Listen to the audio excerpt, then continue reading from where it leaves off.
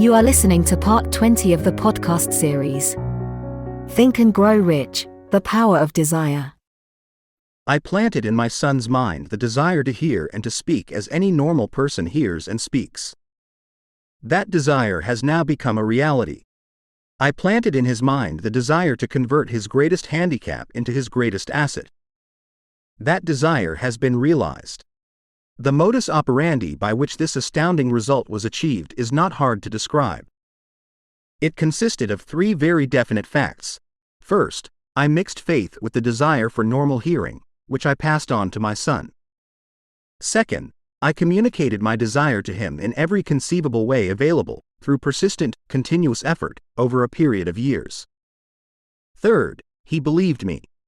As this chapter was being completed, news came of the death of Schumann Heink. One short paragraph in the news dispatch gives the clue to this unusual woman's stupendous success as a singer. I quote the paragraph, because the clue it contains is none other than desire. Early in her career, Schumann Heink visited the director of the Vienna Court Opera to have him test her voice. But he did not test it. After taking one look at the awkward and poorly dressed girl, he exclaimed, none too gently, with such a face, and with no personality at all, how can you ever expect to succeed in opera? My good child, give up the idea. Buy a sewing machine, and go to work. You can never be a singer. Never is a long time. The director of the Vienna Court Opera knew much about the technique of singing. He knew little about the power of desire, when it assumes the proportion of an obsession. If he had known more of that power, he would not have made the mistake of condemning genius without giving it an opportunity. Several years ago, one of my business associates became ill. He became worse as time went on, and finally was taken to the hospital for an operation. Just before he was wheeled into the operating room, I took a look at him, and wondered how anyone as thin and emaciated as he could possibly go through a major operation successfully.